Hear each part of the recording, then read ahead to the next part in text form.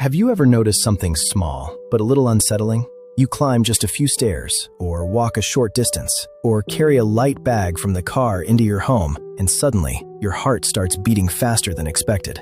Not painful, not extreme, but noticeable enough that, for a moment, you pause and think, was that normal?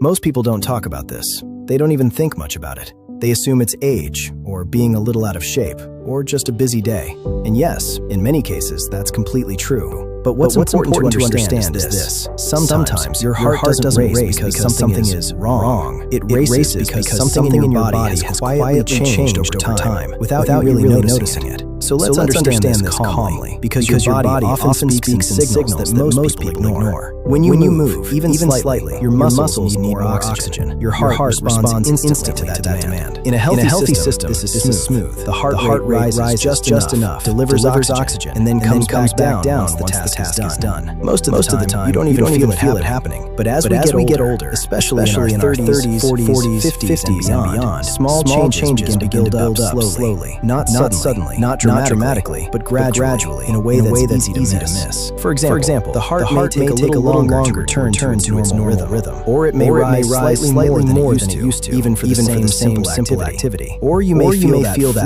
fluttery sensation that stays for a few extra seconds, enough to make you place your hand on your chest without thinking. And this is where most people get confused, because logically they know they are getting older, maybe less active, maybe a little stressed, so they ignore it. But emotionally, something still feels different. One of the most common and often ignored reasons behind this is something very simple: hydration. Even mild dehydration, which many people don't notice, can reduce blood volume in the body. And when that happens, the heart has to work a little harder to push blood around. The result? A faster heartbeat, even with small effort, and a slower recovery back to normal. Most people never connect these two things: water intake and heart response. But the link is real and surprisingly common. Another factor is the natural change in the body's internal control system, what doctors call autonomic nervous system. This system quietly controls heart rate without you thinking about it. With age, this system doesn't fail, but it can become slightly slower in response. So when your activity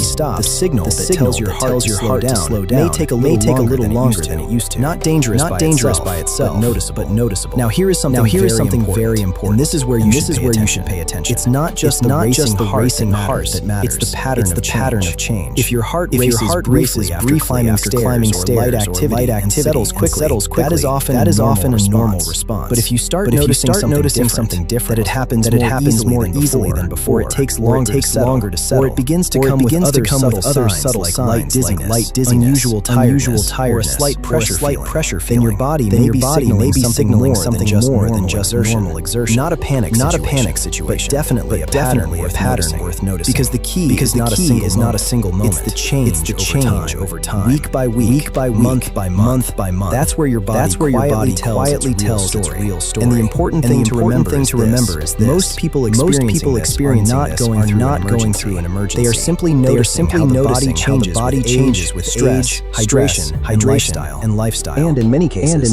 small adjustments make a real difference. Better hydration, regular gentle improved sleep, reduced stress can all help the heart respond more smoothly again. Awareness is not fear. Understanding is not diagnosis. It's just learning how to listen when your body speaks quietly. And the more clearly you understand these signals, the more confidently you can respond to them. This is exactly what the 100 warning signs series is about. Not to create fear, but to help you recognize what your body has been trying to say for a long time. And in the next warning sign, we'll look at another subtle one that often appears not during activity rest, but during rest. And once you notice it, you'll never look at your body the same way again. Stay with us, because the body always speaks first. The question is whether we're listening.